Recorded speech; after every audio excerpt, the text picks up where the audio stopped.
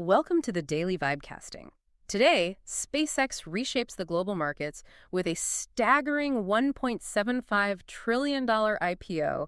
AI forces a literal power grab off the grid, and we debate if LLMs are silently killing the white-collar economy while launching a blue-collar boom. Yeah, it is just a massive day on the newswire. I mean, the sheer scale of the capital moving today is historic. Totally. And for you listening, think of this deep dive as like your personal shortcut to understanding today's market-moving chaos. You know, the cultural shifts, the money, we're taking the high-octane market breakdown, mixing it with some deeply skeptical analysis of those second-order effects, and figuring out what it actually means for your portfolio, your career, and honestly, your grip on reality. Which, looking at the data today might be slipping for all of us. Seriously. Well, let's start with the financial earthquake. We're looking at data tracking across at Polymarket that it's almost difficult to process. BlackRock has reportedly placed an order for at least $5 billion in SpaceX's upcoming IPO. Right, $5 billion. Yeah. Just massive. Yeah. We are talking about a June 12 debut on the NASDAQ under the ticker SPCX. They are looking to raise $75 billion at a valuation of $1.75 trillion. And to cap it off, prediction markets are tracking an 8% chance that SpaceX gets fast-tracked into the S&P 500 by the end of this year. Which is wild. But we really need to unpack the mechanics of that $1.75 trillion number because context is literally everything here.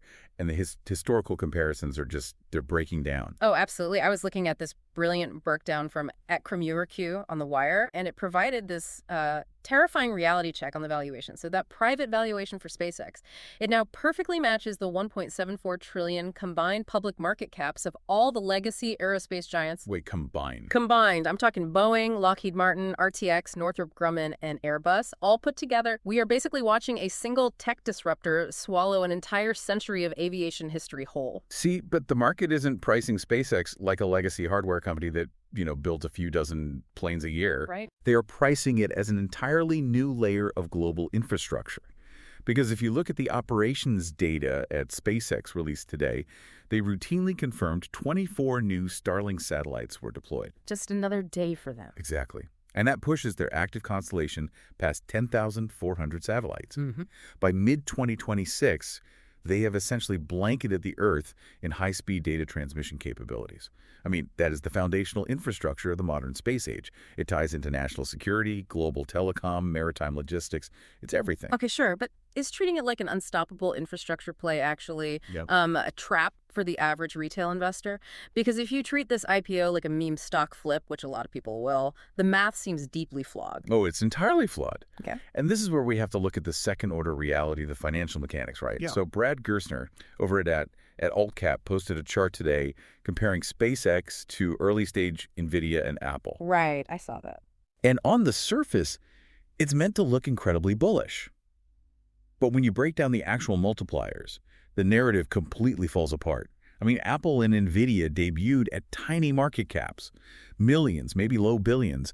They offered these massive life-changing multipliers to the retail investors who got in early. Right, the classic, I bought Apple in 1990 story. Exactly. But if you are a retail investor buying into a company that is debuting at $1.75 trillion, where's the multiplier coming from? The mathematical reality is that it cannot 100x from here. The upside has already been entirely absorbed by the private equity funds and the venture capitalists who funded the last decade. So you're saying by the time it hits the NASDAQ, the golden age of its growth curve is essentially, it's over for the public buyer. Yeah, pretty much. And Jesus Martinez posted a very stark warning about this exact dynamic today. He detailed the mechanics of what he calls the IPO scam pump. The scam pump, I love that term. It's so accurate, though. Let's break down how this $135 a share pricing is actually going to play out on the floor. On day one, you're going to see a massive retail buying frenzy because, it is SpaceX and the brand gravity is undeniable. But what retail investors miss is the lockup expiry and the insider liquidity event. Okay, explain how that trap actually closes on the retail buyer. Like, walk us through the mechanics. Sure. So when a company goes public, early employees and insiders usually have a lockup period where they cannot sell their shares. Yeah. Typically 90 to 180 days.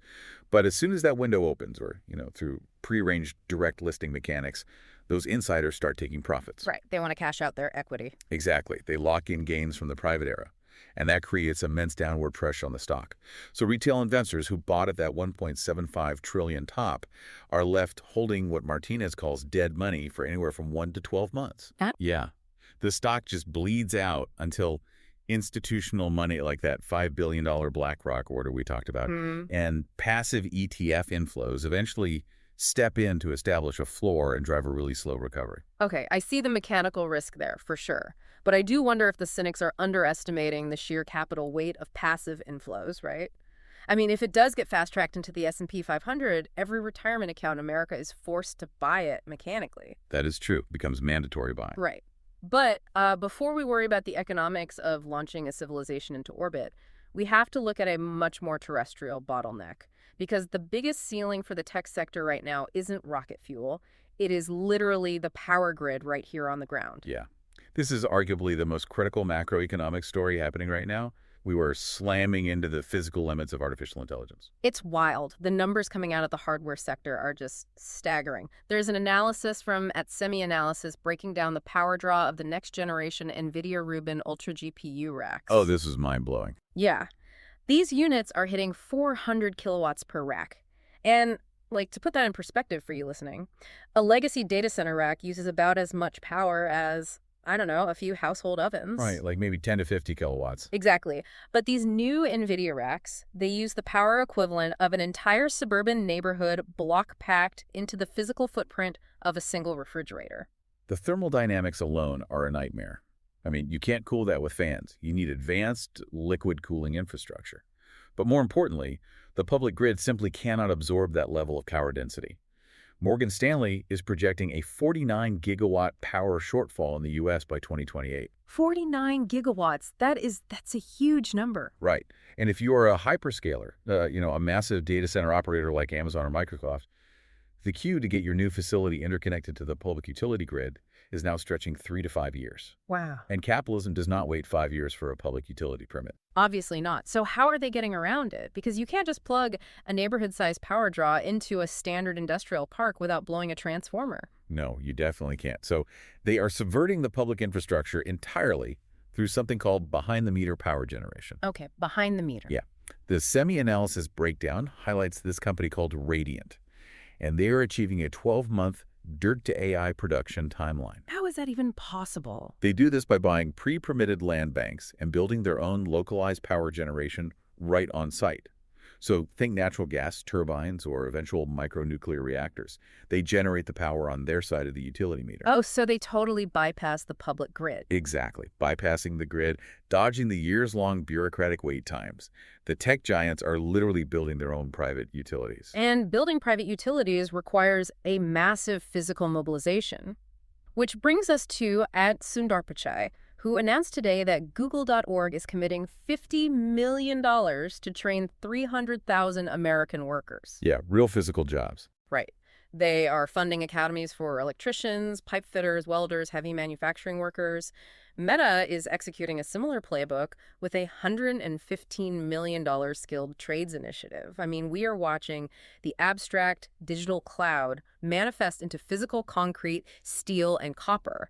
It is basically a blue-collar boom directly funded by artificial intelligence. It is. But that massive physical mobilization requires unprecedented capital expenditure. And when you trace the money needed to build 400 kilowatt server racks and localized power grids, you run into really intense internal friction within these tech giants. What do you mean?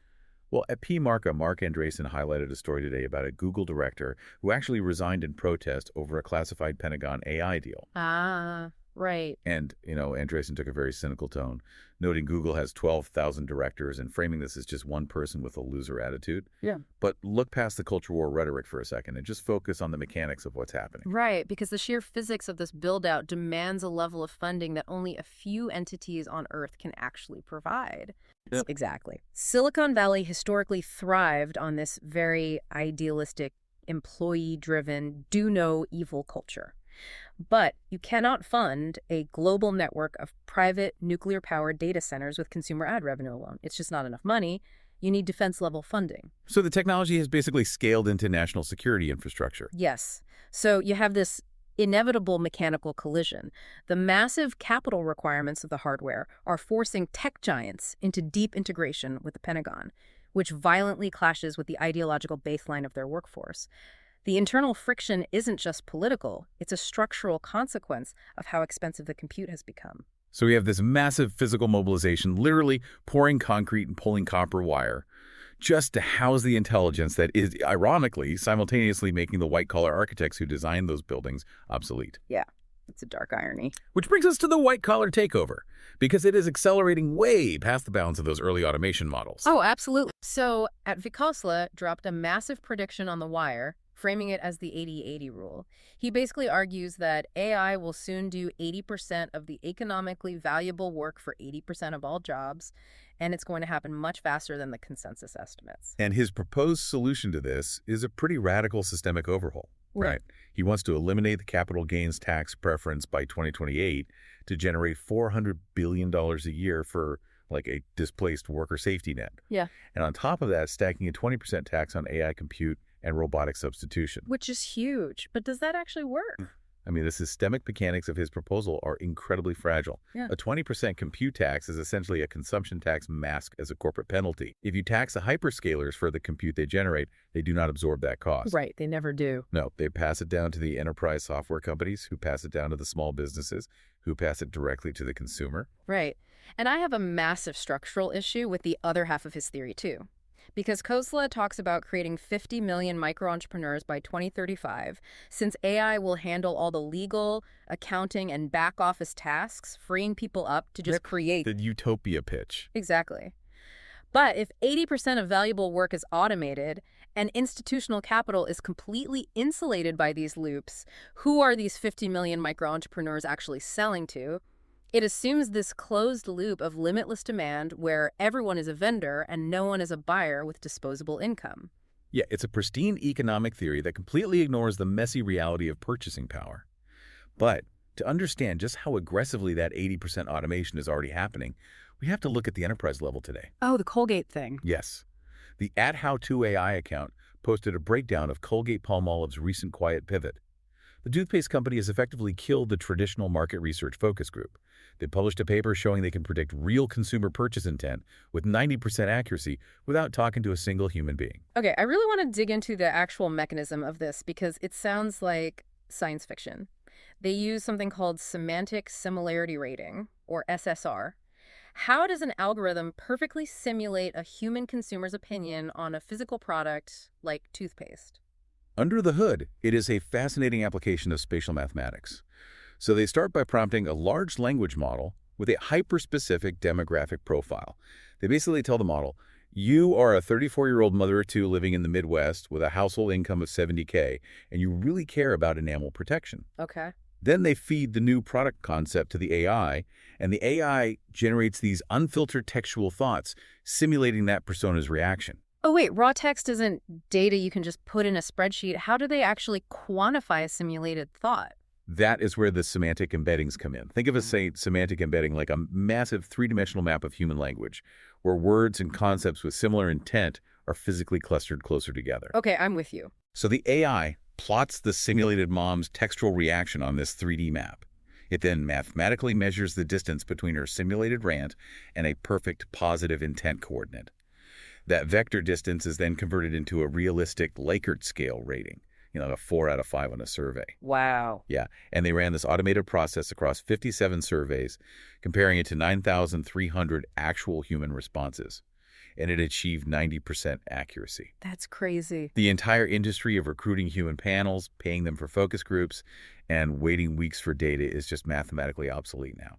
And that autonomy isn't just replacing focus groups, it's practically managing itself now. Like at Cursori, the wildly popular AI coding agent, announced today that their auto-review sub-agent is now the default for all new users. Right, the coding agent. Yeah, it evaluates its own code in the background, decides whether to allow it, block it, or ask the human for approval. Their internal evaluations claim it is 97.39% accurate, reducing human interruptions to just 7% of the workflow. Okay, I have to pull the emergency brake on the simulation hype here. Oh. Because when you look at the wire today, there's a severe disconnect between these pristine academic benchmarks and the actual friction users are experiencing in the wild. like Artificial Login K over at Google DeepMind, proudly announced that their new Gemini Omni Flash model is state-of-the-art in video editing. He posted all these clean benchmark charts showing it beating models like Cdance 2.0. But the developer replies paint a totally different picture, don't they? The replies are a bloodbath. Actual users are pointing out that in the real world, outside of a sterile testing environment, Cdance 2.0 follows prompts better and produces way fewer artifacts. And it's not just a Google problem either. At GDB, Greg Brockman from OpenAI posted a pretty straightforward promotional post today. Refer friends to the Codex platform and get a rate limit reset. And the thread was instantly hijacked by their own power users, right? Yep, completely hijacked by the hashtag Keep40. The developers, the exact people these autonomous tools are supposedly empowering, are furious about silent model degradation. They're practically begging OpenAI to restore the previous version of the model because the new, supposedly superior version is hallucinating and just breaking their daily workflows. That is such a profound contradiction to sit with. Like, if these models are supposedly simulating reality at 90% accuracy for Colgate and writing autonomous code at 97% accuracy for Cursor, why are the actual human beings using them experiencing such degrading daily performance? Well, because human reality is messy and benchmarks are clean. AI excels in a closed simulation where the parameters are fixed. But the moment you introduce the chaotic friction of a human developer trying to solve a novel, undocumented problem on a Tuesday afternoon, the illusion of 97% autonomy just shatters. The models struggle with context decay. Right. And when the models degrade in unpredictable ways, it exposes this gap between clean academic metrics and messy human reality.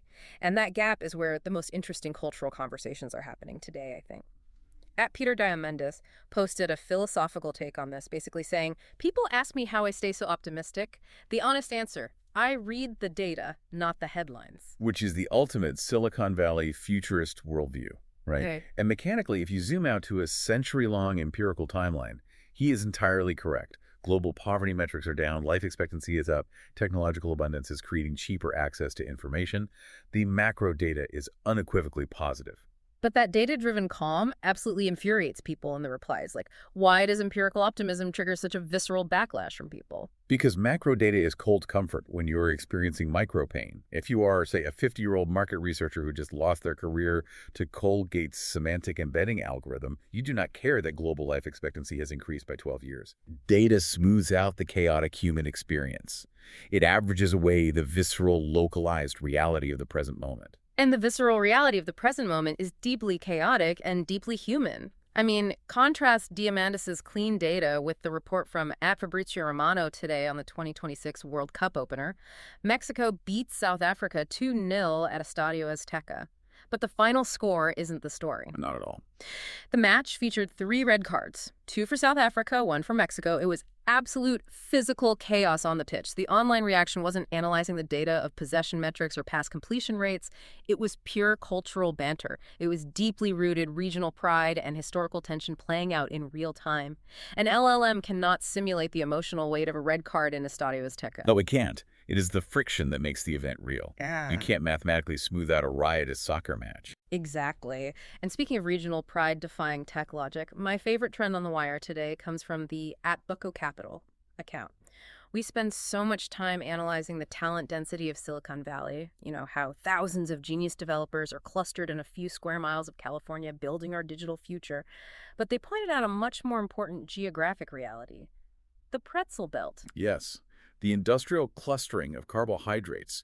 It is brilliant context. It is. Approximately 80% of all pretzels in America are produced in a tiny, concentrated region of southeastern Pennsylvania, specifically York and Lancaster counties.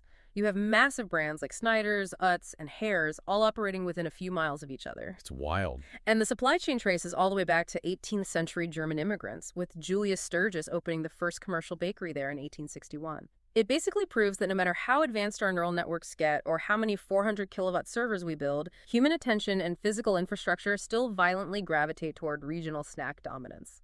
It is heritage. It really highlights that we still deeply value legacy. We value things that have been built, sustained, and physically maintained over centuries. Which bridges perfectly to one final piece of news today from @NASA that marries our high-tech future with our desire to preserve that legacy. NASA announced a media preview for the Catalyst space mission. They are sending a robotic spacecraft to boost the orbit of the Neil Girls Swift Observatory.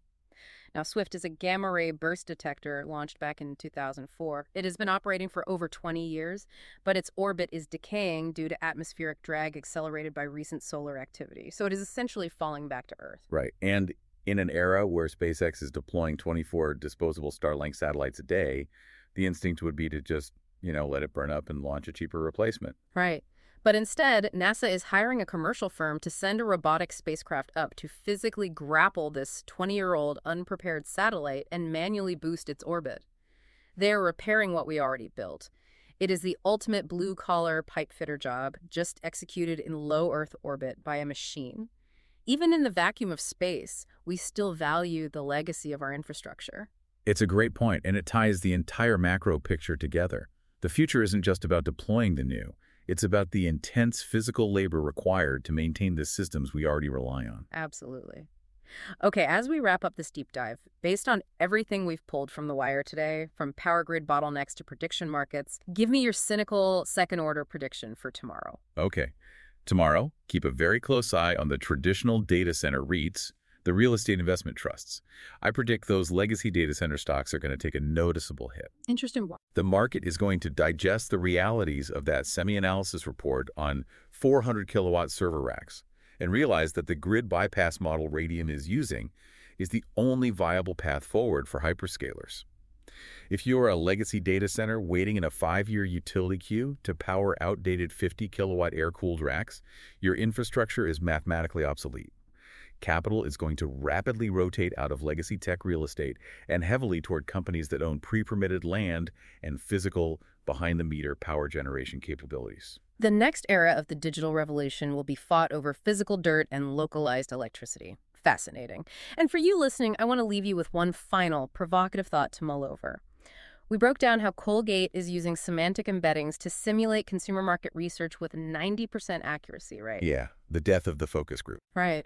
Well, if a localized LLM can flawlessly role-play a 34-year-old mother from the Midwest to accurately predict what toothpaste she will buy today, how long until massive financial institutions deploy those exact same models to simulate millions of retail investors? How long until AI is used to perfectly craft the psychological hype cycles and artificially inflate the very IPOs like SpaceX at $1.75 trillion that we're all told we need to buy into? Wow. It raises the ultimate question. Are you actively participating in the market, or is the market running a simulation of your participation to extract your liquidity? Exactly. Something to keep you up tonight. Thank you for joining us as we unpack the wire. Stay skeptical, everyone. We'll catch you on the next deep dive.